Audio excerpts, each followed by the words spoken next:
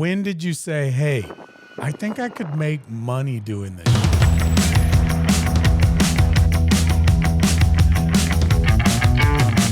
Is Red Bull our sponsor? Well, they need to be paying, but they're not. But we're doing a montage. The social media girl said that she says, I need you to crack that Red Bull on every episode because you always have one. Yeah. Because you always have one. So I need you to start cracking them and then we'll do 52. Perfect. So, do we look okay up there? Is the lighting okay? Fantastic.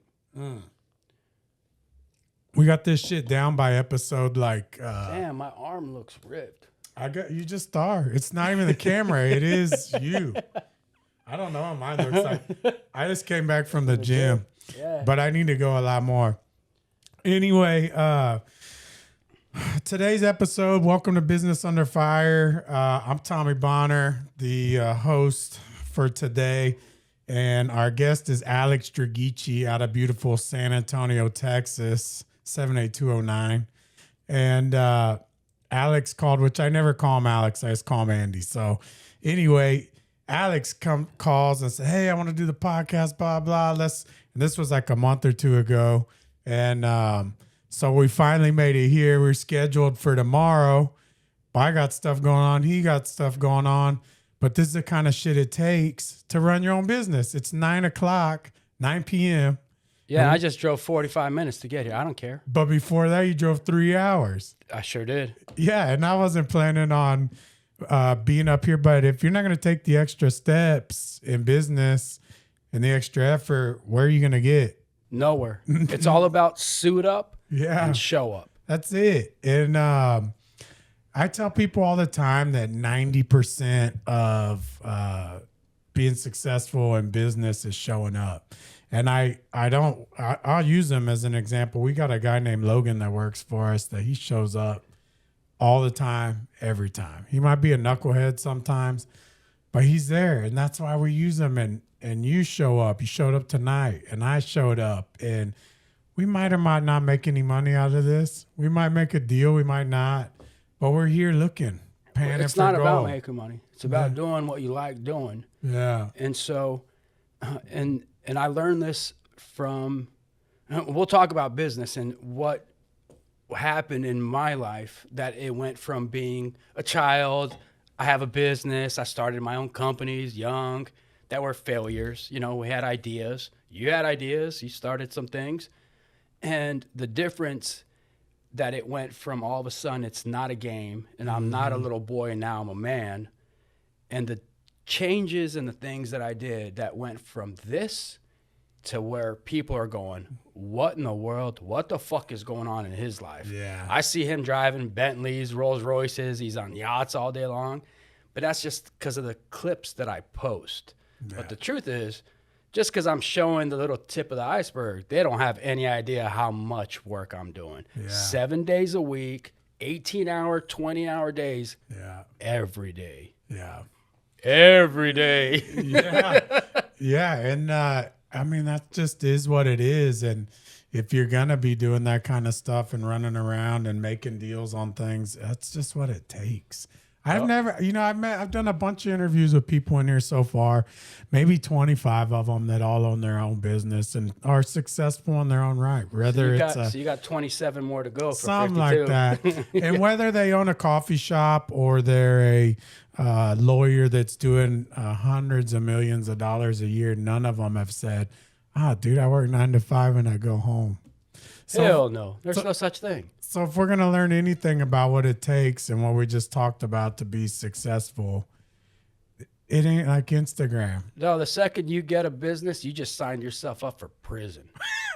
you literally, if you don't got an employee that you trust to open that door in the morning and lock the door at night, you got to do it. Yeah. And you got to do it 7 days a week. Yeah, you do. Because if you don't open the door on Monday, guess what? By Wednesday, you don't have enough for payroll on Friday. And that's no BS. There's no way around it. And it gets me thinking about the kids that see Instagram and the college stuff that think you know, that they're just going to go in and crush it. And what you said is right. If you don't open the door on Monday, your customers are gone on Wednesday and you don't have payroll. Yeah, which is a nightmare. Yeah. Because sometimes you get so burned out, you decide to say, F this. Yeah. I need a couple of days off. Yeah. I need a couple of days off. Yeah. But you can't do that. Yeah. I'm running into a lot of walls lately I'm dealing with cities, municipalities, floodplain issues. These are all issues related to construction and building in a city. And it's just every corner I hit, it's a wall. And then you make calls, just for example, to get a water tap here. I've been to the water company now 5 times. And So I love what you're saying here, like- and I can relate. But I'm gonna now pull it back. Every business that you've started and you own, your restaurants, your bars, your coffee shops, things, your landscape, have you always owned the real estate underneath it? I own the real estate on all of them except for one coffee shop, I think. Which is the most brilliant thing you do. Yeah, one coffee shop we don't own. And on the reason I do that, and we've already been talking about the grind that it takes, and that's one of the toughest parts of me and my testing is that I know that I will buy the real estate and I will grind and work my ass off. You personally with your guys. Yeah, my team. And I will work as hard as I can. And that has always been the plan, is that when I'm 50 or 55, these things are going to be paid off. And then I know that these 15-hour days are going to be worth it because I've got millions of dollars in real estate. And it's interesting because you say, well, I've got that, right? And and you know where I grew up. We grew up poor. Both of us grew up really poor. Same street. We would walk to Alex's house 8 houses away. And you say, well, I got millions of dollars in real estate. People don't get that. And the grind that it takes and the effort. And frankly, I'm not there yet. I'm in the middle of this trial in this business and making it work so that I can get those rewards later. And so I feel like the harder you push, the more you extend yourself now, the bigger reward later. And I'm in the middle of it, and I'm doing it on as big of a scale as I possibly can.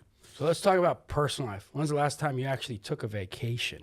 Well, I mix my vacation with work. With work.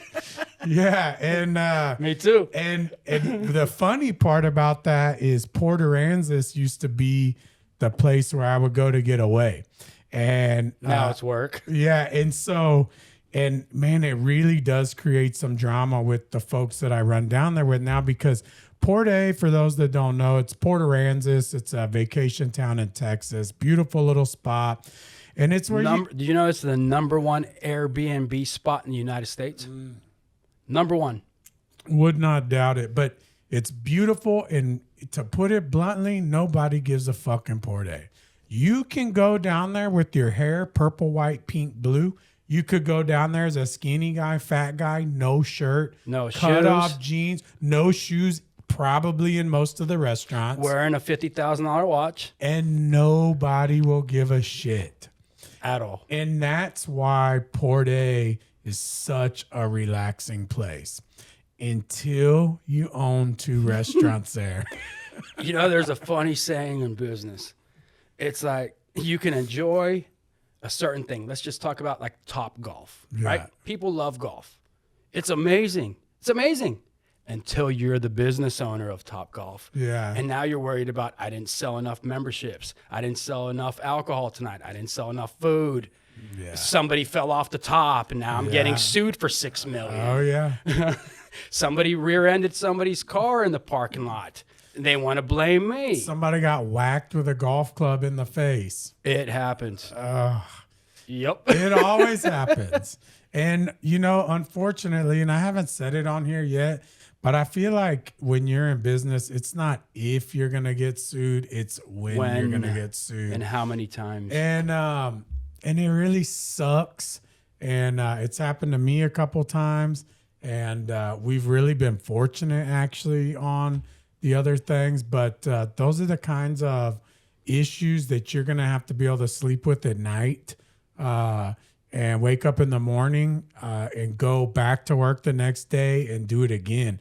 And the nice part about even bringing this up is that this is business under fire, and this is real shit that you're going to have to deal with. And that's why I'm actually here. So talking about business and difficulty in business, the company that I've had with a partner that helped me out, the same gentleman that got me going from being a young man to an actual business person. Mm-hmm. We started a drug and alcohol recovery center in San Antonio 14 years ago. And now talk about what we do for a living. I'm not selling tacos. I'm not selling alcohol to somebody. I'm not selling a golf membership. We're literally dealing with life or death with the worst people that have the worst addiction with substance abuse, alcohol abuse, and they're coming in with mental state problems. And talk about, you bring somebody in who has a problem, talk about the liability that we've been dealing with 14 years. We've thousands we have helped. And y'all are dealing with people at their worst. The worst. At rock bottom. Yup. And we didn't say the name, it's called Soba. It's in San Antonio. Where's it located? So we're on the west side of San Antonio. We're on a 24-acre property right in the middle of a neighborhood. It's bizarre. People are like, how in the world do you have that many acres in the middle of a neighborhood? Yeah. West side, right at Petranco, Military, and 1604. Yeah. And you guys, how did Soba come about? Where did that start? Yeah, it's a good one. On Northridge? Is it 316 Northridge? 306. We'll bleep that part out. Yeah. But anyway, how did the idea of starting a recovery center in San Antonio come about? Because you had no medical background, no drug, alcohol, addiction background, just a wild rollerblader from Alamo Heights. That's it. So that's it. And the company, look, it's very successful. And we didn't build it, we didn't start it to make the kind of money we make. Mm-hmm. We started it to actually help people. So my partner and I was actually in Malibu with my previous company, Malibu Films, and my partner was suffering with a drug addiction problem. And he went to a rehab, and then he was buying real estate in Malibu that had this little barber shop right on PCH, which is like some of the most expensive real estate in the world. Unfortunately, the fires just affected all of it. Just affected all of it. And we actually started it because we were going to open up a bar called Soba, where it was only going to be non-alcoholic mocktails and non-alcoholic drinks. That would have been a hit back in the day. That was really how it started. Well, now they're doing them. I know they are. And this it's a big deal. 15 years ago. 15 years ago. Shit. Yep. So that didn't work out. That concept failed. But in business, you're resilient. You're resilient. So we took the R off of Sobar, and then we make it Soba. And then my brother, because you know my brother, he built the first website. We started doing marketing ideas, and it started as a sober living home in Malibu. And then it turned into the largest privately owned recovery centers across the United States. We had over 500 beds. Fuck. And we had a valuation of over $550 million. Damn. That's in 2016. I'm talking 9 years ago we had that valuation. God, that is fantastic. Yeah. So how did you wanted to do a bar, which would have never been worth that much. Ever. And selling mocktails. Yeah. For $8 a pop. Yeah. No liquor tax on mocktails though. So y'all get started and how did y'all find this 24-acre property in San Antonio? My wife actually found it. She found it out of all people. So here's what we were doing. And you know, because you actually helped out. So I'm also in the film industry, and I was making a couple of movies at Canyon Lake. And I brought in a couple of celebrity actors. One of the Baldwin brothers came in, and I was producing a couple of films in Canyon Lake. And then My partner comes in and we realize, because they're all in recovery. So the Baldwin brothers, all 4 of them are in recovery. Yeah. And we were making a movie about recovery. The first one, it was called Wisdom to Know the Difference. And then we made a comedy movie called HOA, which you actually flew your plane. Remember, with the camera? Yeah. So you flew and you got us a good camera shot before drones existed. Yeah. Right? So we're doing these films, and Daniel and my partner Greg, the other executive producer on these films, decides on live TV on Fox to say, oh yeah, Daniel literally throws Greg under the bus, going, Greg, with these movies you're making in Texas and here in Canyon Lake and San Antonio, you're going to donate all the proceeds to a recovery center to help people in recovery, right? And he's on live TV. He's like, I don't want to be a liar. So he goes, yeah. So immediately he goes, Alex, find a spot. I go, Greg, I don't, what do you mean find a spot? Like, you want me to open up a spot in San Antonio? So I told Winter, my wife, I go, babe, find a spot. Not thinking anything's going to come of it, you know? And sure enough, she found this big property, this ranch right in the middle of a neighborhood on the west side of San Antonio, and it was perfect. And you guys had this center that you had was it's probably perfect now. It was not perfect. No, then. it was horrific. It was not pretty. I mean, it had potential, right? Yeah. But it was constantly figuring out what was going to work where. Where's the office? Where are these people staying? How do we fix this cabin up? And, yeah, it was literally the first property we bought was $600,000, right? So I got my partner, and that's where it started. He decided, going, look, Alex, I like what you're doing. I see your business sense. I'll invest $1 million. Go ahead and buy this property, and then figure out how to get licensed in the state of Texas, which we already know that's a nightmare. And you had no clue. No clue. I knew nothing about the medical. I knew nothing about dishes, the state of Texas, and how to get licensed to do drug and alcohol recovery. I didn't know that the fire marshal in San Antonio, I'm not going to say a name, that took us 1 year on top of that, which cost us an additional $1 million. Those people are because the fire marshal wouldn't give us a C of O. Those guys, we had a conversation about the fire marshals earlier, and you build your place according to plan that have been approved by the city, and then here comes the fire marshal. And I'll say it now, I'm not friends with any fire marshal.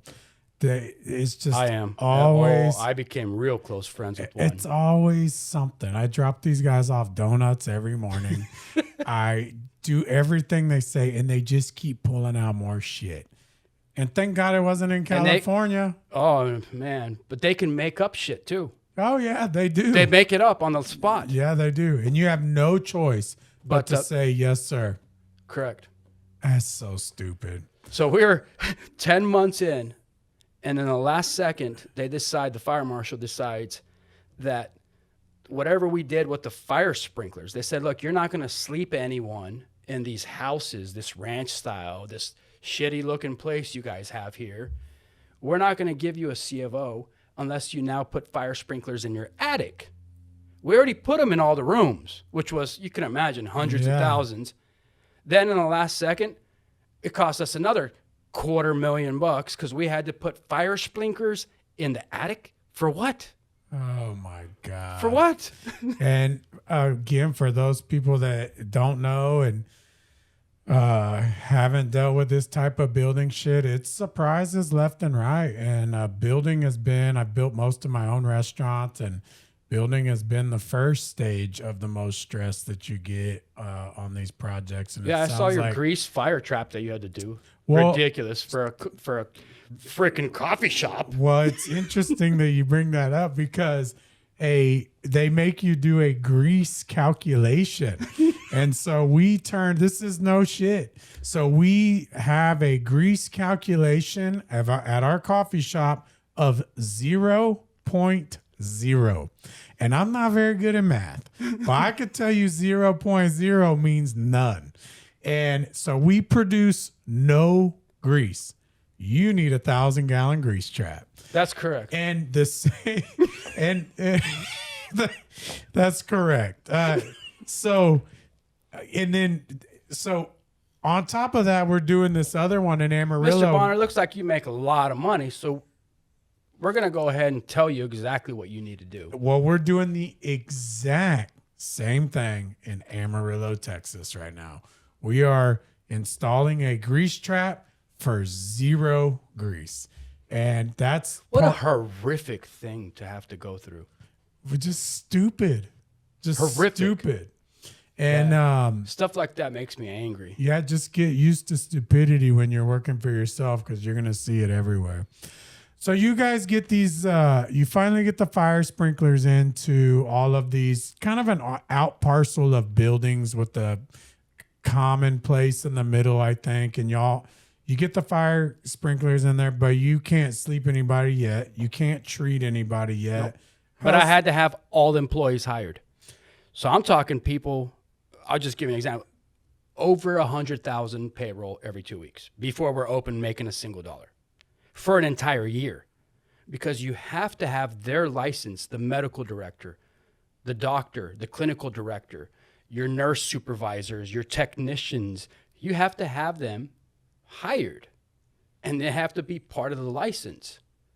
And again, now the fire marshal's blocking you 10 more months paying people payroll. And it's funny, you know how many people, how many family and friends I've hired that have worked there over the years. Yeah. Our nurse supervisor, our clinical director people, I have pictures and videos. Since we didn't have any clients or patients, what were they doing? They were painting fences. Oh, yeah. Painting fences. You know, they were building gardens. Yeah. That's crazy. Paying a clinical director, you know, a very large salary to paint fences. Yeah. Because they had nothing else to do. So how long did it take you guys to get your C of O and then get a medical license to treat people? It took right under 2 years. But before the 2 years was up, so right around a year and a half, since I had a background of producing TV shows and movies and stuff, we ended up doing a show, a live 30-minute show on Fox, you know, KABB in San Antonio, Fox 29. And I would bring in Daniel Baldwin, Tara Conner, you know, ex Miss America, and other celebrity guests that would do like cameos on the show. And we started talking about Soba before it opened. By the time, and it was a morning show. So we would go on at 9 a.m. We'd be done at 9:30 a.m. And then all of us would get in the car together. We'd drive out to the facility that isn't open. Yeah. There'd be a line of people wanting to check in. Holy shit. A line of people ready to check in. And you got all the staff, but we can't treat you. Yeah. You know what we did? What? We started treating people without permission. How did we took them in, knowing we actually wouldn't get paid. If we're already paying staff, there is no extra expense except for food. Right. Right? We're already paying staff that can do the one-on-one therapy. Yeah. They can do the groups. So what would the extra expense be? That hamburger is $659. Fries are another $800. Right? Well, that's like a COVID trick. Yep. So y'all started treating these people, and there were lines of people ready to get treated. Yep. Does how much does health insurance cover when these people need treatment? That's the biggest problem we're still dealing with. Talk about business under fire. Obamacare almost completely wrecked us. They would give authorization, right? So we're doing marketing. The phone rings. You know how much you can spend on SEO, SEM, marketing, all of that. Phone rings. You go through, let's say, 100 phone calls. You get one person that's ready to check in. Yeah. That has the right kind of insurance. And you go through the whole process, and their insurance says, we're going to give authorization for this XYZ patient to come in for 30, 60, 90 days. 6 months, a year, it doesn't matter. They authorize you to do the work. So we bring them in, we pay our staff, we pay our clinicians, we pay the doctors, we pay everyone to do their part. After getting authorized, the insurance company, when you're supposed to get paid for what you did, denies. They deny claims to pay. Then they say, we need medical records now. So now you got to have your staff that you didn't have staff to do medical records. You had staff treating clients. So it goes from, let's just say 10% that's actually helping clients at the facility to now it's 90% of your staff. All they're doing is fighting the insurance companies so that we can actually get paid. 2 years ago, we had over $100 million in accounts receivable for Soba. Not paid by the insurance company. $100 million. Fucking A. And they try to settle saying, we'll pay you 5.5%. No. The more I learn and talk about insurance, the more it's just a complete fucking sham. And I said this on the podcast earlier, and I'll say it again. When I meet an insurance guy, I say, nice to meet you. We could discuss anything except insurance. I do not want to talk about it. And if they start tiptoeing that way, I've got to shut them down quick because I've got nothing nice to say. And I won't even deal with insurance. My business partner deals with all of our insurance, and thank God his mom does it because they have a good relationship. But dude, the amount that businesses pay out for the insurance and the versus the amount the insurance has your back are two completely different things. Completely different. And they can say, well, here's your $1 million policy. And at the end of it, what they really meant to say is, here's your $30,000. $30,000. Yeah. If you're lucky. I know. If you're after we put you through hell.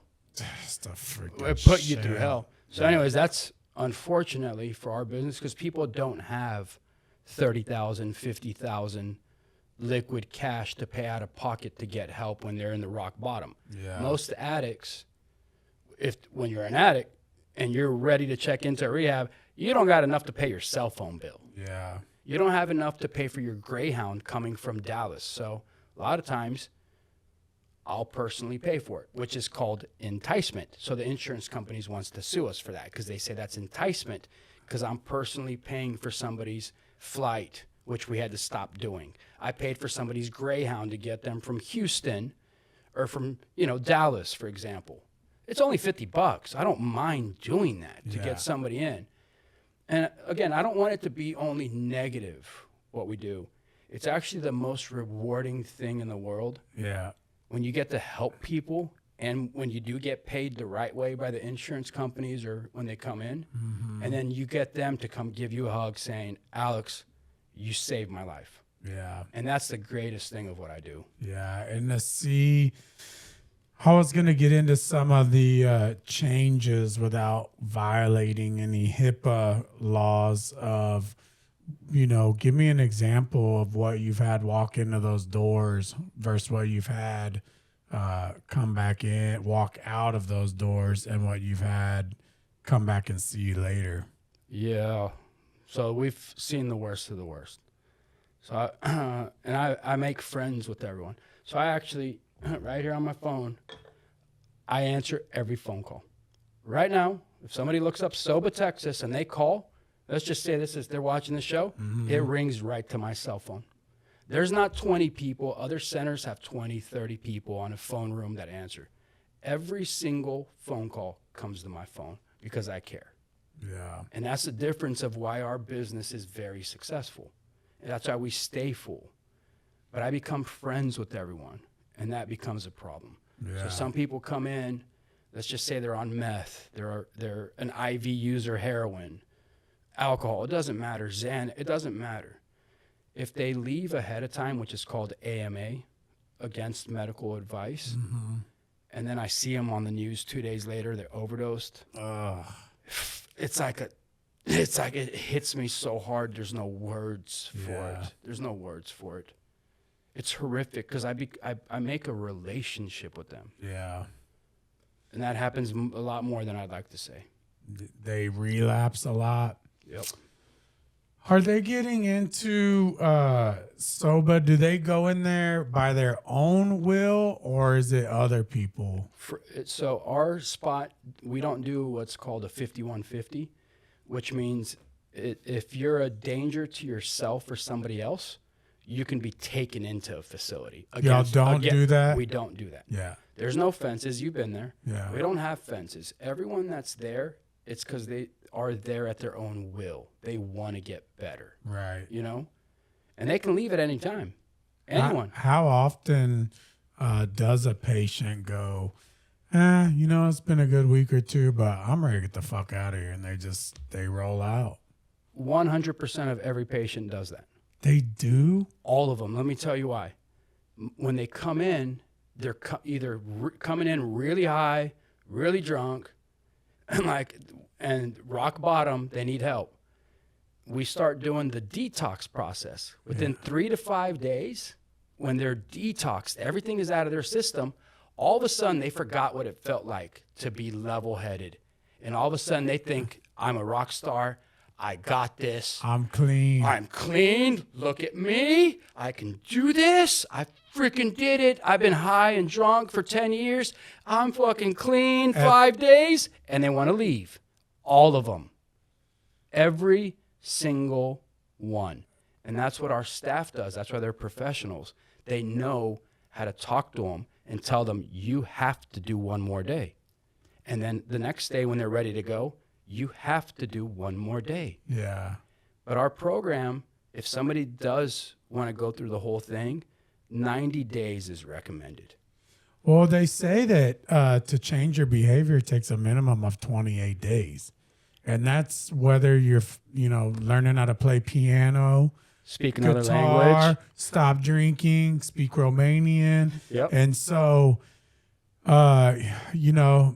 I'm sure if you look up what an addict is, we all fall under a category, whether it's working too much or drinking too many Red Bulls or whatever it is. And I drink a lot most of my life, and I don't drink now. And I'm not sure. Which I sent you that text. I'm impressed with that. Yeah, thanks. I don't know.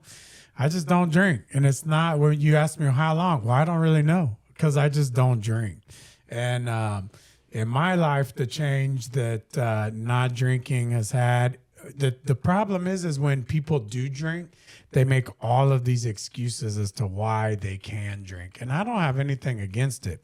But in my mind, when I say I don't drink because, I just start making excuses and I don't have excuses. You actually don't have any. No, I don't have an excuse. I just don't.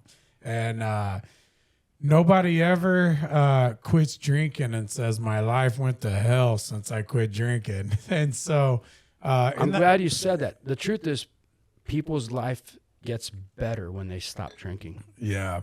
Everyone. I'd have to really sit down and think about a lot of the things, but I do know that the damage that gets done while you're drinking does not occur when you're not drinking. And my drinking would start at any time from, lunch, 2, 3, but definitely by 5 or 6, 7 o'clock, I'm drinking till 10:30, 11. And I did that after I got divorced. I remember this. I drank for about 6 years straight every single day. I might miss 1 or 2 days a month. And those 1 or 2 days, I was like, damn, I didn't drink today. And that's a problem. That's a problem. Big problem. Yeah. And if you don't think it is, we'll say, okay, well, I play volleyball. I play volleyball every single day, 8 hours a day. Like, okay, that's probably a problem. Only 2 days this month you didn't take a break. That's a problem. Yeah. So anything. That's a habit. Yeah. But, I think the only thing I miss about drinking is my foul mouth after about 3 or 4 drinks. But I don't really need that to have what comes out of my mouth anyway, sober. So anyway, I don't know what it is. It's just part of my life now. And I'm not, I could never see myself going back to drink. You're living it through all the clients that come through your bars and your restaurants. Well, and we appreciate them. I saw the girl that stole a Truly or a White Claw. Yeah. Yeah, and Come on. then they turn it on us. For those that don't know that aren't on my face trash, we had a lady break in to Beer House in Lubbock at 3 a.m, and I didn't know this. I go to Beer House at 7:30 p.m. and our window's broken. So I go, whoa, what happened here, guys? And they go, oh, you didn't hear? Somebody broke in last night. Well, we have the video of the girl getting walked by the cop out of Beer House. And then we have her mug shot up. And so we use that to have a sale with her name on She it. probably needs to check into Soba. She needs to. And we might have taken it a little far. We posted her picture and a video with a White Claw sale. And so the people really came out and they turned it around to mental health. She has mental health issues. And I really didn't like the way that they were approaching us. That's very true, though. I agree. I did not like the way that the people were approaching us on Face Trash, which is Facebook. And I don't care what haters say. I've had stuff blow up left and right. I don't care. It's not an emergency to me. It'll be gone in 2 days. A lady sent me a message saying, I know this person. She's a very good person. She's going through a lot of stuff. Would you please take it down, Mr. Bonner? I agree with that. I replied to her, this is how you get stuff taken down, and I appreciate you being professional. Yeah. And we took it all down right then. Yeah, and I didn't mean to make a joke of it, because here's the truth. That's why I brought that up. The truth is, so our facility is dual diagnosis. So when somebody comes in, the primary reason they're coming in has to be substance abuse, right? Alcohol or drugs. Yeah. But we're dual diagnosis, which means as soon as, like I was saying, after 3 to 5 days, depending on what's in your system and you're detoxed, then our clinicians that are all mental health come and start helping. Yeah. Because that's the reason people basically self-medicate, because they might have trauma, anxiety, depression, PTSD, ADD, ADHD. I can go down the list. Yeah. And that's what they do. They self-medicate because they never knew that that's what they're doing. What do you say to people that are having these issues to take up their, free time so they're not using again? What do they tell people to do? I mean, if you go to the bar at 5 o'clock every day, 6 o'clock, 7 o'clock, well, that's your schedule. And so a lot of people do come to me that are like, hey, Tommy, I haven't drank in a week. Hey, Tommy, I haven't drank in 3 weeks. I haven't drank in a month. And I said, well, what are you filling your time with? Because that's what I feel, and I'm nobody. I'm just a dumb long guy. But I feel like that gets a lot of people back into their cycle of using the habit. They're hanging out with the same idiots. Yep. And they're filling their time with, around those idiots. It ain't going to work. Yeah, or they do their 9-to-5 job. Most people do have most people don't own a business, right? They have a 9-to-5. And when they're done, they go home and they crack open a beer and they watch TV. Yeah. Or they go to dinner, they go to Chili's, they go do whatever they do.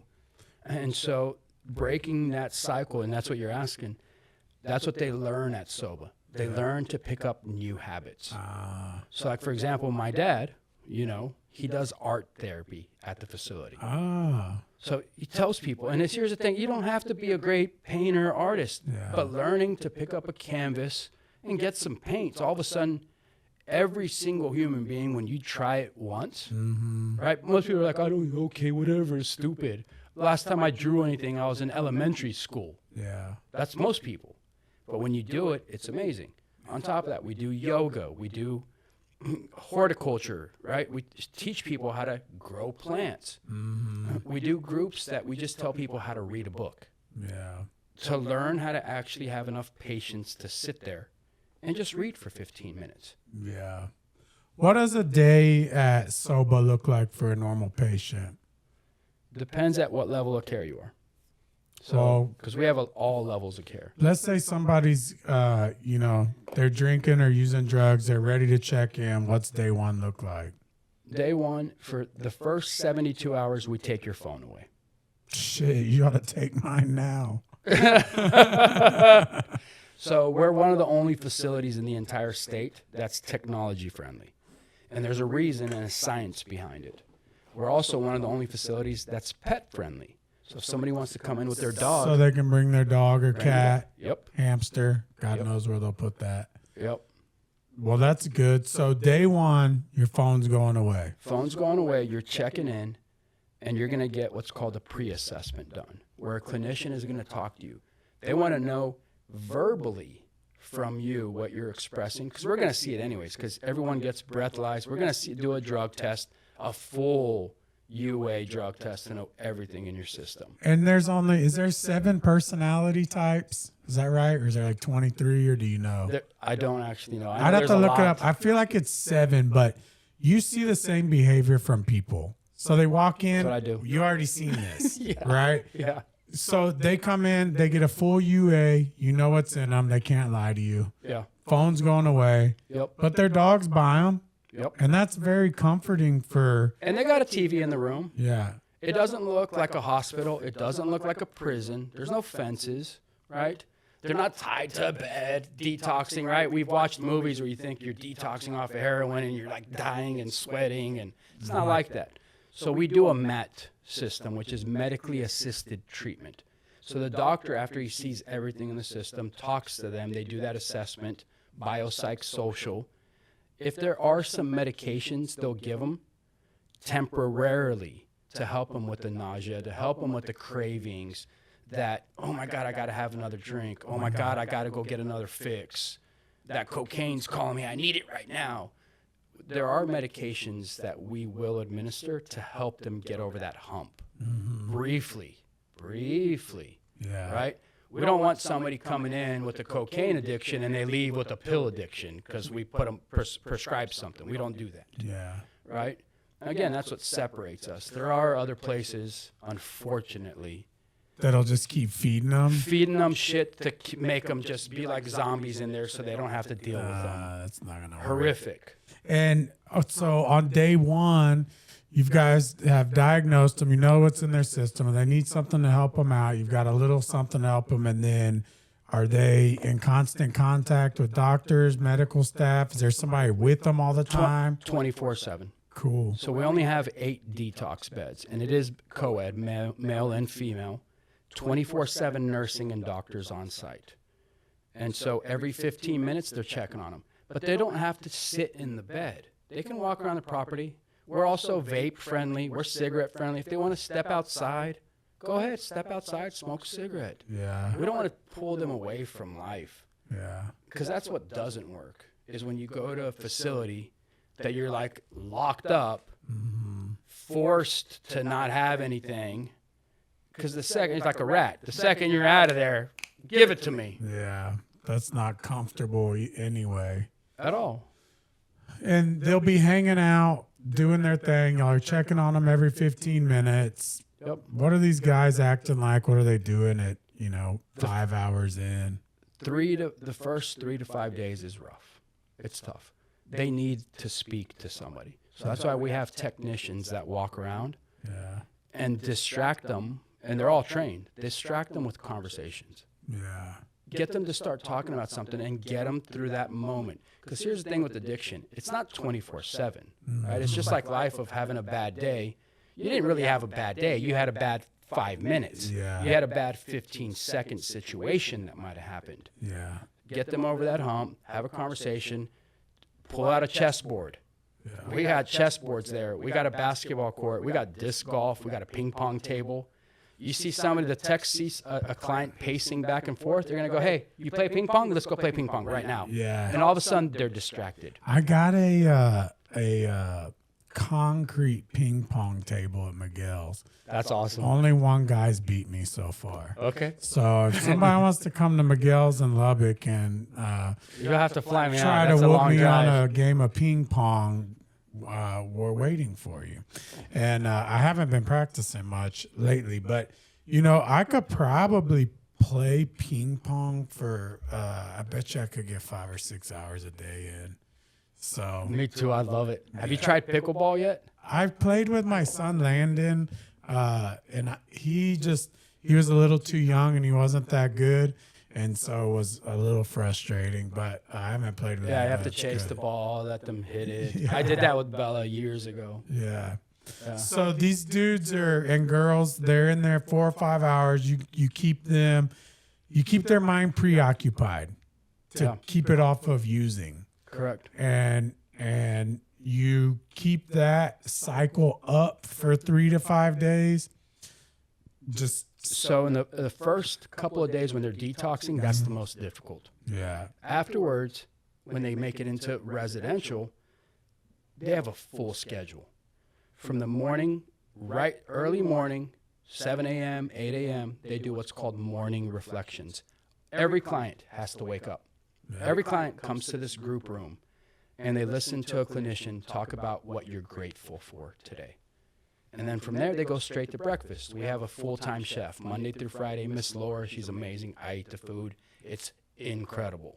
So they get to have great food there, which is important. How many people are at the facility in San Antonio at once when you're full? 38. That's it. And Miss Laura cooks for all of them? All of them. How cool.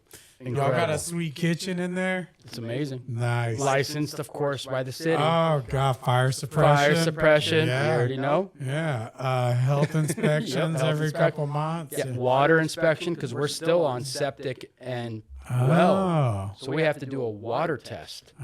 Oh, boy, has that turned into a nightmare. Because we also have goats and chicken and horses on the property. Yeah. And there was a moment where they saw, it wasn't anything bad, but it was presence of like, livestock. no, E. coli, but not the bad one, right? Yeah. Just a brief thing.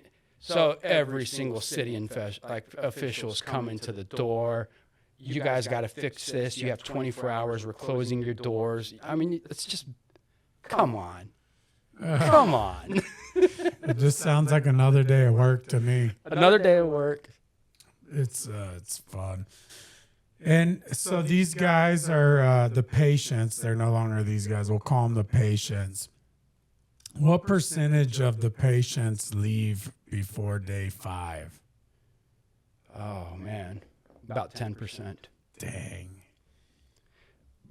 Well, 10% average. But in probably the last year, we're below 1%.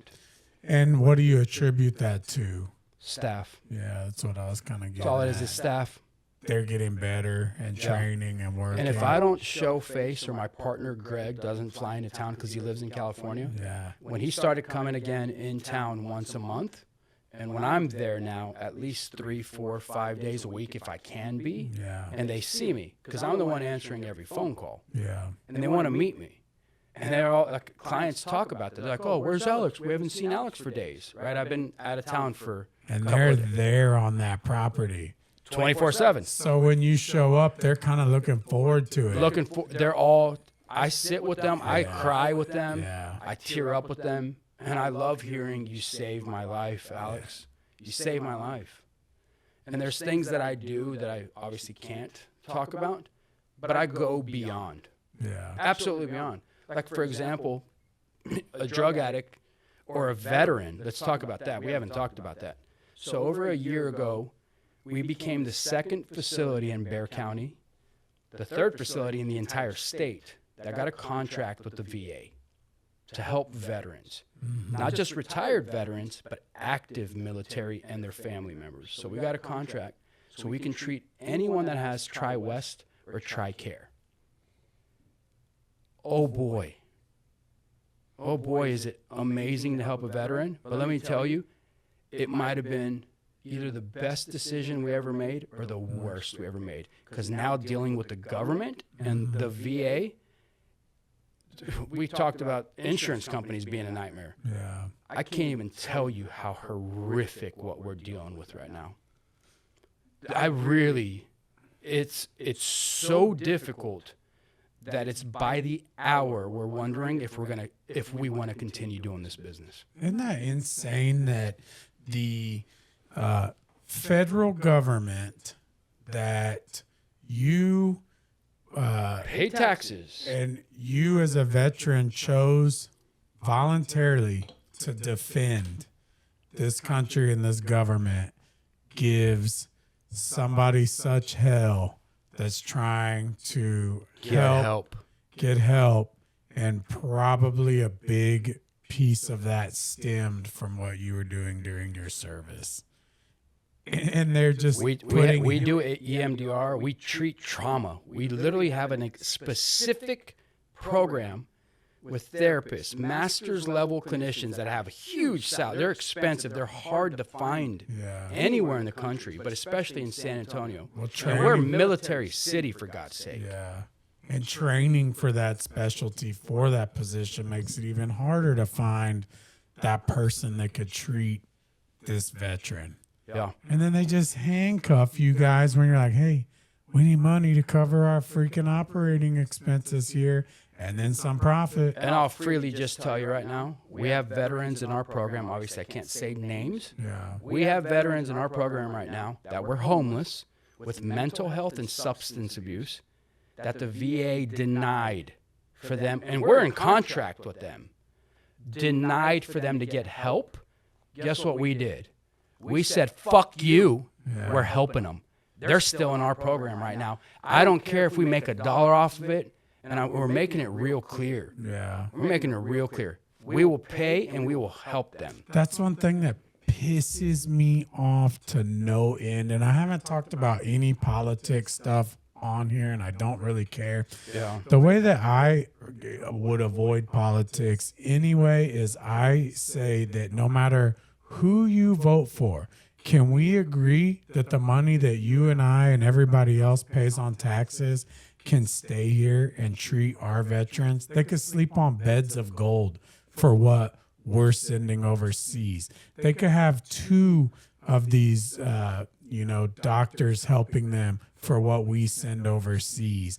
Like, let's help ourselves and the people that served our country first before we send a penny anywhere. And you're seeing it in your day-to-day operations firsthand. And then they're handcuffing you when you're trying to get your fucking Not money. just handcuffing us, but then they come after us like we did something wrong because we're now helping a veteran that they didn't authorize. And I go, we're a private business. We don't get state funding. We don't get federal funding. We don't. We are privately held. If I choose and my partner chooses that we want to let this veteran stay for free in our property to get therapy and get what he needs, that's our choice. Yeah. That's our choice. And if you want to come after us, guess what we do next? We go to the news. Yeah. Because sure as fuck, we did 150 shows on Fox already, and I got those connections. Yeah. And that's what comes next.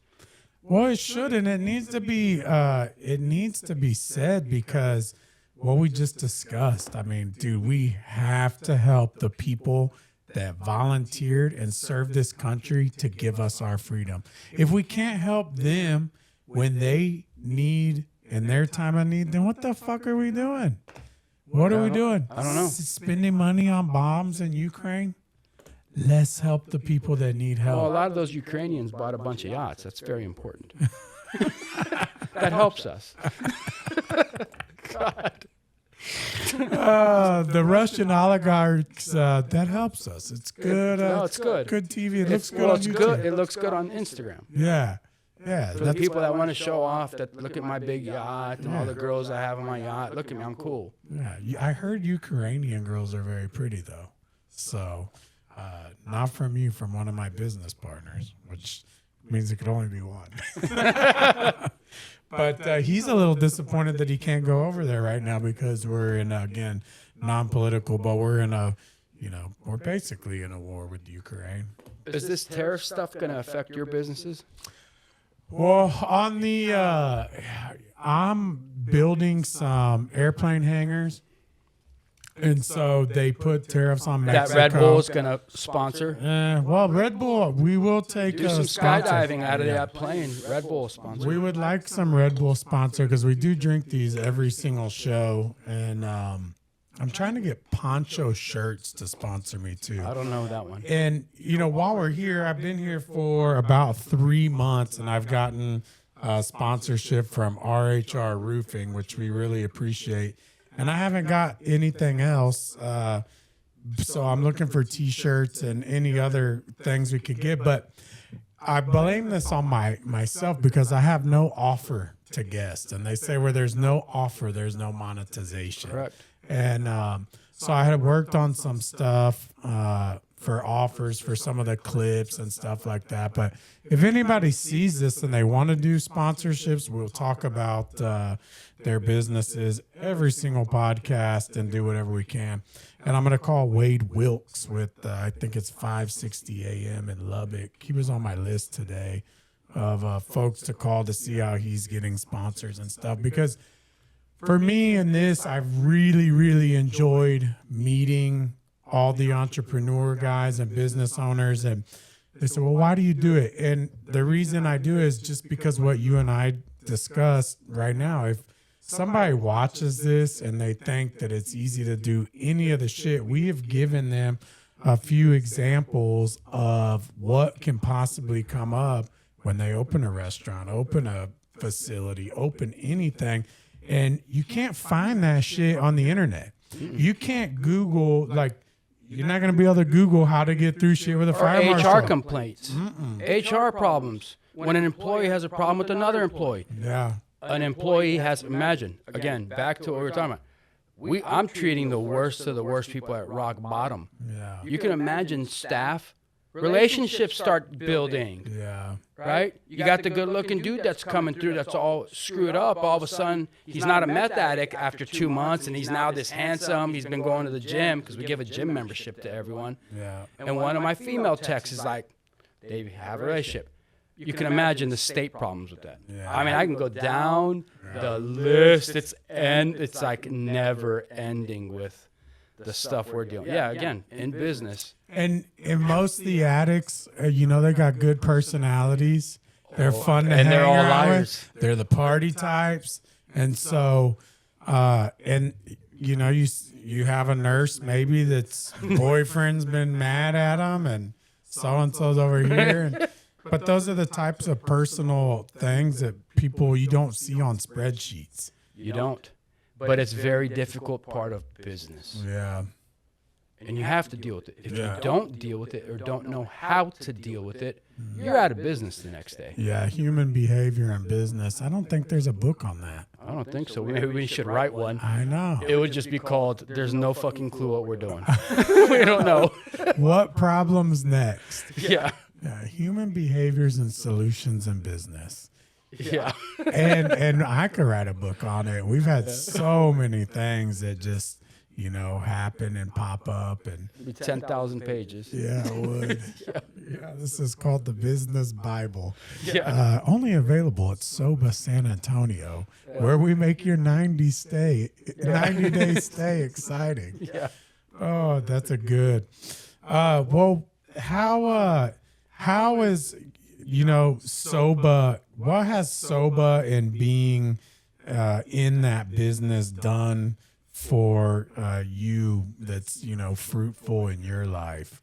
Not even with regards to money. You've talked about you're putting up with a lot of bullshit to get paid. So it seems like there would be a lot of reward on the other side of what you're doing, or you wouldn't do it. Yeah.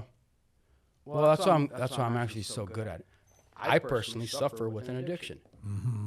I suffer with it. I have family members that suffer with it. I have a lot of friends that suffer with it. I have on my side of the family and my wife's side, And it's rewarding when you see somebody that comes in through the program and their entire life changes. Mm-hmm. And I say it changes. I know for you, I asked you what it's like when you stop drinking. To you, it was just another day, right? I mean, you're still successful. You still run your companies. You're working and doing what you do. But there's others that they can't wake up out of bed without a drink. Yeah. And seeing that they went from successful business person, wrecked everything, going through a divorce, kids won't talk to them, no friends will talk to them, no family members will talk to them, wrecked their car, 3 DUIs, getting out of prison. I'm calling, Alex, I need help. Nobody will talk to me except you. Now I'm the one that will talk to them because that's what we do for a living. That's my job. But it's like that connection that they make with the only person on the planet that will take their phone call and be willing to put up with their crap. Because I get yelled at on the phone. Yeah. You know, and I get blamed for stuff. You promised me I could bring 3 dogs. No, we have a 1-dog rule, and the motherfuckers show up with 3 dogs, and now it's like a problem. Yeah. It's like everything's a problem. Yeah, I can imagine. Think about how difficult it is for him to even Google your phone number and pick it up and call you. Very. They need you to answer the phone. Yep. Leave 2 dogs, bring 1. But they need you to answer the phone. Yeah. So what would you say to somebody that's having an issue, you know, that's thinking about getting help? Which way do they go? Just look, it doesn't have to be our place. The hardest part is what, after all these years of doing this, the hardest part is the second it comes out of your mouth and you say, I need help. I can't do it on my own. The second you say that out loud, but you say it to when somebody that can actually do an action for you, because you said I can't do it on my own. Right. Hopefully you do that on a phone call calling any recovery center. Hopefully you get a good one like ours, because there's some bad ones out there that don't care. I'm sure. There's good and bad businesses everywhere. They want you in there to bill the insurance and boot you out. Correct. Yeah, we don't care about you. We don't care. We'll medicate you for 90 days, 60 days. We'll make $500,000 off you. But in some 60 people days. want that. They want to get the medication.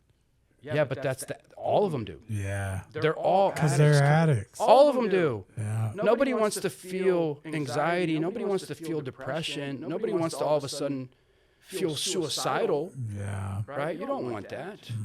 You don't want that craving for whatever you're on. Yeah. You want to be medicated. You want to be zombied out. We don't do that. We'll do it, like I said, maybe temporarily for 1 or 2 or 3 days, but off a taper. Yeah. You know? Yeah. It's a very tricky business. And how long can they stay at Soba? 90 days?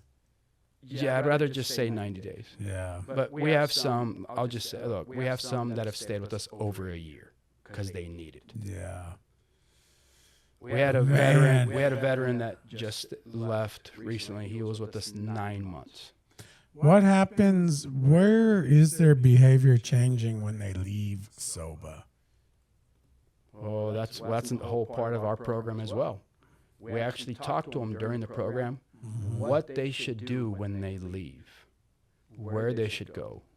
Should they go to an IOP program? Should they start going to AA groups? That's probably a good spot for them. It's free. Yeah. There's AA everywhere in this country. Yeah. Every single city has it, and it's free. And Support group. and it takes up time. It takes time to drive there. You It have to lasts find for it. how long? Half hour, Couple 10 hours. 2 hours if you're lucky. Yep. And then you got to drive home. And for me, when I was quitting drinking, I mean, I quit cold turkey, but that's where, you know, I never saw a doctor or anything, but that's where I was like, dude, this time has to be filled with something. 'Cause Gotta do I'm something. so used to having a beer in my hand right now. Like, it's a habit. So that would be a tough part of getting out of rehab. You got to fill that time. But y'all have a program at Soba that keeps that. What else do y'all have when they're wrapping up and getting out of Soba? Again, it's about AA is the biggest one. It's a community. And when you are part of AA and being part of the 12th step, that point when you make it to the 12th step is when you actually have to get sponsees. The second, just like in business, you're not doing it to make money. You're doing it because you enjoy what you're doing to have people happy at your restaurant. And you see a smile on their face eating your spaghetti or eating your pizza. Yeah. Same with us. I enjoy seeing somebody getting treated and turning their life around. The second they make it about someone else and not them, all of a sudden they can stay sober. So they get a sponsee, and that's what AA is, by the way. You get a sponsee, and you're helping the new guy that can barely make it 30 days get the 30-day chip. Yeah. Get the 60-day, the 90-day, the 6-month, the 1-year chip, and then it becomes this culture, and it's actually really amazing. They sure got that. I mean, they got that figured out, and that makes plenty of sense. Other places that you could go, most of the churches have AA groups. And when I was getting divorced, they have divorce support groups. And church was a good spot for me. We're supposed to have a guy on here that pretty soon that has a group. But if you don't know where to go and you're getting out, church, AA, but you got to have somebody on your team because you can't do it alone. Can't do it alone. And I'm not a doctor, so don't listen to everything I say. But neither am I. And I say that to everyone on the phone, even though I admit everyone. Yeah. I have enough knowledge about it, but I make that real clear. You're going to actually meet with the doctor. You're going to meet with the real therapist. I'm not a therapist. Yeah. Even though they all call me Alex the therapist over there. But I relate. Yeah. I have a past. I didn't just get a degree and act like the therapist telling them what they should do because I read it in a book. Yeah. Hell no. I got the fucking street smarts. I have my own past problems with drugs and things. So, and a lot of them have the same problems, so they relate. Yeah, for sure. Well, what's up next for Soba? Y'all, how many facilities do y'all have? We have 3 right now. So we have one in New Jersey, over by Rutgers University. We have one in Soba, Mesa, which is in Mesa, Arizona, and then the one in San Antonio. Do you ever go to the one in Jersey? Of course. Cool. And any plans on future growth, or y'all are happy with what you're doing? We're going to grow the one in San Antonio. Cool. Yeah. And what would that look like? Probably in the next 6 months or this year, we're planning on doubling our bed count. On the same property? On the same. We have 24 acres. We have a lot of homes that, of course, I'll have to go through the fire marshal. You already know the nightmare of that. Yeah. But we can, right now, as long as we get the licensing done, I already have all the furniture. I have the the real estate. Everything's ready. I'll have to get more staff, for 24/7 and staff. But how many staff members does it take to run a 38-person rehab facility? We have around 90 employees. Holy crud! Because they're there 24 hours. So you have 3 shifts or 4 shifts? Yep. Holy 24/7 at multiple properties. So, and here's the thing. Think about it. I can't have a male tech or a nurse in the female house. I have to have only females. Wow. I can't have females in the male house. There's, again, thinking logistics and business, you understand this, right? Yeah. Also, we drive clients everywhere. So imagine we'd have to do Y'all background drive clients everywhere. We take them to other appointments. Every client, we also give everyone a gym membership to Gold's Gym down the street. Yeah. And if they want to go to the gym, because endorphins are important in recovery, give them something else to get into. Yeah. So if clients want to go, Monday through Friday, they can go to the gym. But we take them in vans, which means we have to do background check on every one of the employees. Yeah. Let me just tell you, it just happens, and no matter what in life, accidents happen. They happen. Yeah. A tech will run into a tree on the property. A tech will run into a client's car. They have clients in the car, and they might get in a car accident. They get rear-ended. There are 6 clients in there. You already know where that goes. Oh, shit.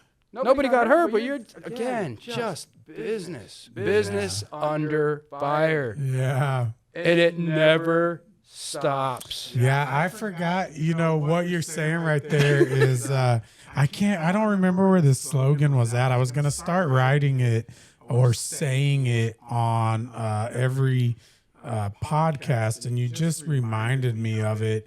And I don't know if I can find it real quick or not, but it was business under fire because it was like a fire, your business constantly needs stoking. If you don't add wood, the fire will burn out. If you add too much wood, it'll burn out of control. And that's exactly what you are talking about right now. There's this neutral balance. I know.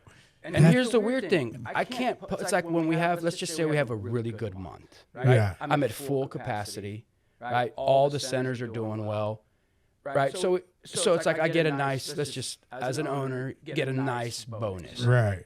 Who do I tell? You can't tell anyone because then you just get judged. You get hate. I can talk to my wife about it, thank God, right? Yeah. I can talk to my parents about it. I have a couple of handful of friends, but only my friends that own businesses can I actually tell them, hey, brother, I had an incredible month. Yeah. Because they understand. Yeah. Like my buddy Mark Abrams, and I can say his name because he's open about it. There's no HIPAA violation about it because he's openly told people. He's very, very successful. Yeah. Very successful. He came through Soba right when we first opened.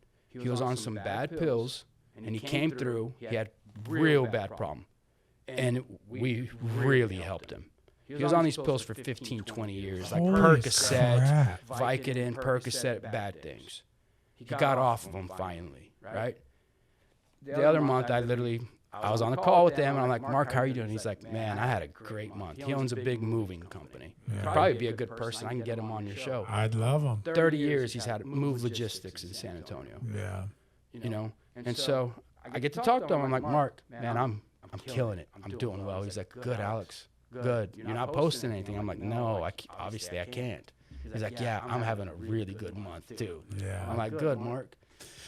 You know, it is interesting talking with, that's a problem that people that don't have a business don't understand, is that the problems that business owners have are strictly limited to pretty much business owners. And at the same time that you need somebody to talk to about your great month, you also need somebody to talk to about your shitty months. Shitty months. And they both happen. And that's what I would like people to know, that I know a lot of business owners, and a lot of them, none of them are just going, man, I'm making money hand over fist every single month. It never happens. Have you ever had to take an MCA loan? Do you even know what that is? Is that a credit card processing loan? Close to that. What is that? MCA is the worst of the worst. They tie up all your real estate in a loan. Oh, 50 to 60 to 100% interest. They're emergency loans. When you're in the last 15 minutes, because ADP is going to take the money out for your payroll, and you don't got that $200,000 that your payroll is every 2 weeks. In that 15 minutes that you got to take that MCA loan, they fucking get you. When I say they get you, that's horrific months. yeah. And you're right. You got to have somebody to talk to about stuff like No, that. we've had to take a merchant loan through one of our Toast processors. Oh, you use And, Toast. well, at one place, and we're lucky that the revenue that place does will cover all the other places.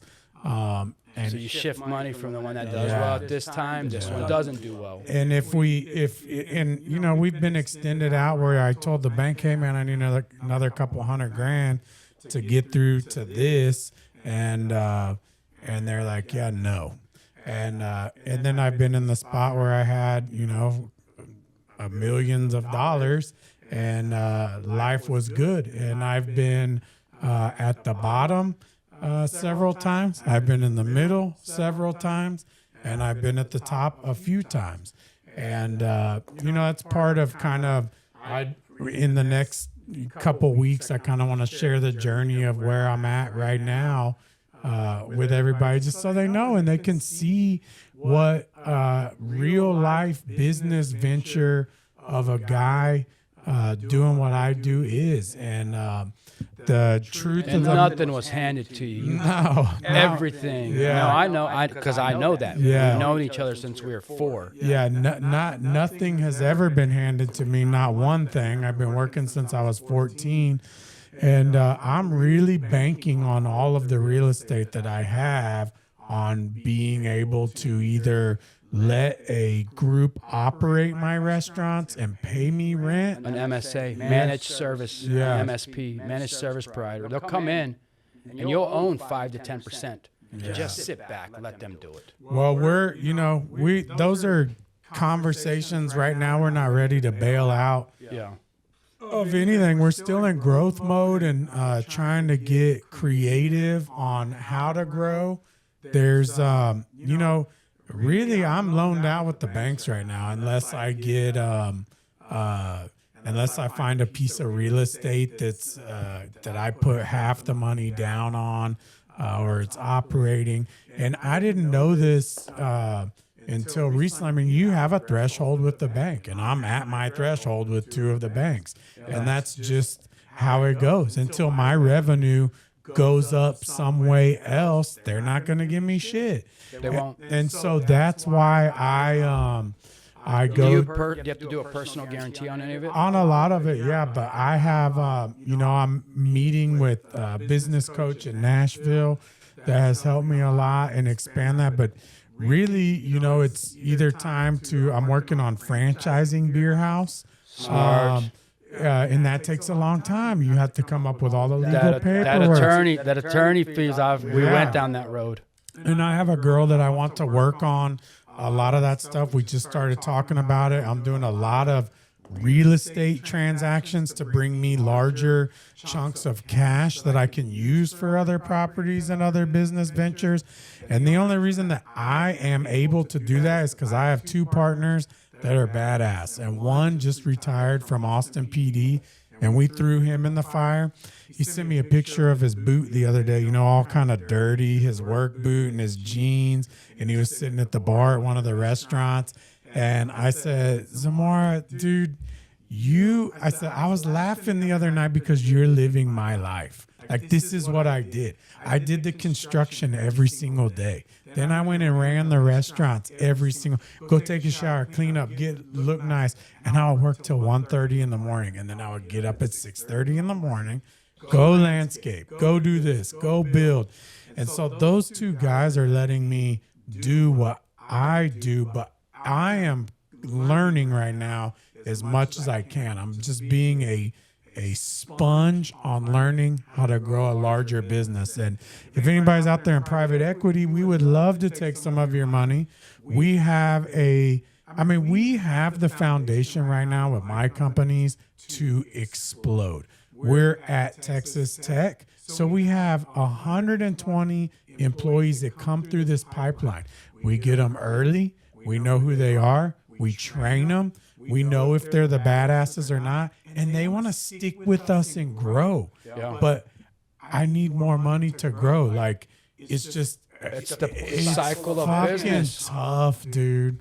And at this point, to break through where I'm at in the $13 to $15 million range, it is a lot. And I'm looking, and I'm right where we would be a good candidate for private equity, but I'm not there yet. I know the numbers. Yeah, I've been there already. And it's like, dude, I've been there.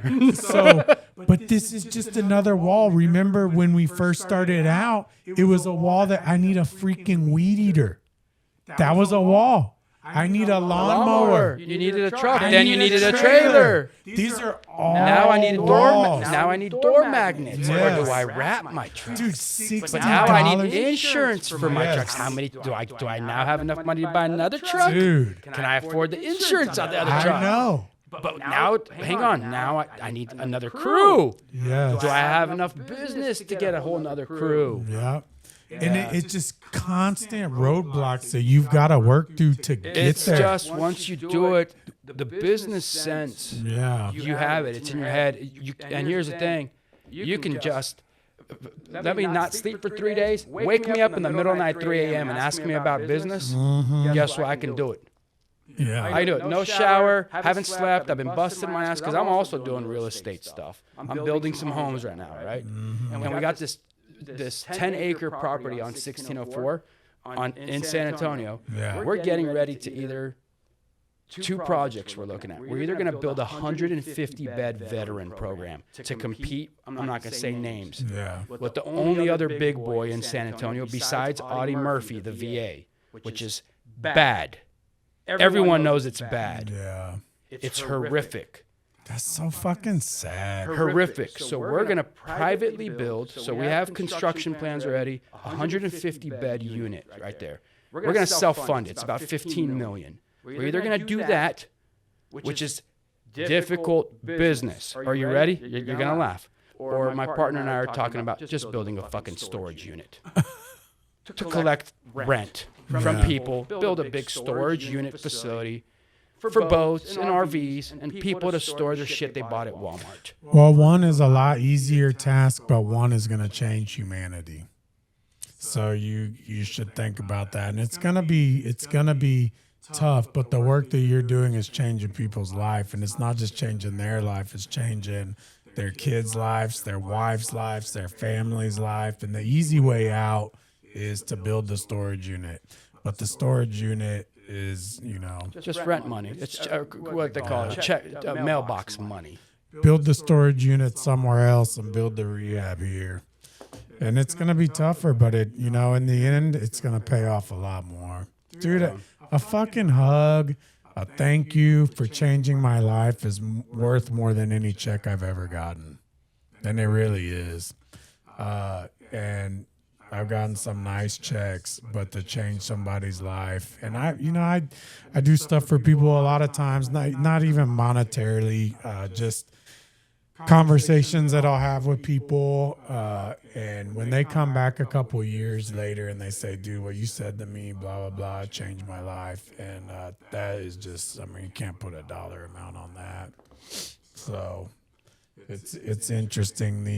You're in the rehab mental health thing. Well, some of the things in business that happen to you and occur to you that you would never foresee as a business is these conversations that I've had with college kids, college girls that get pregnant at a young age, and tell them, hey, you're gonna love that baby more than you've loved anything in your entire life. And when they come back to you and they got a 6 or 7 month old kid and they're like, Tommy, this baby is my everything. And I'm like, see, I told you, fuck that worthless dude, that baby right there. And I didn't know that until I had had my own kids, how much you can love those little rats. But anyway, so, well, keep up the good work, Alex. I had it's funny that when you turn these lights down, you just go into another freaking zone in here, and I love it. It's hot in here. This podcast studio looks really good on TV. But it does not have AC because I started with this curtain just hanging in an airplane hangar, and the air conditioning just to run power here is $6,000, and I got money going out to other things. So AC is on my list, but we got a temporary one from Home Depot. We can't run it in here with the mics on because it picks up all the background noise. So anyway, I think that this has been a really good episode on teaching people, the BS that we go through and a no nonsense look at it. I have a buddy named Dylan Mitchell. I always mess up his last name. He's Dylan from Lubbock. And he's been listening to the podcast a lot. He goes, dude, Tommy, I've been talking to you about this shit for years and years, and you're handing out gold on that podcast. And I think what we did tonight was hand out some gold, actually. Yeah. And it was worth our time. It was worth our late night. If we change, one person's attitude or outlook, if we get one guy into Soba that is at the point where they need help, or one girl and they pick up the phone and call, man, we did our job. That's it. So anyway, well, I appreciate you being here. Where can people find all their information on Soba? It's Soba, Texas, SOBA, Texas spelled out.com.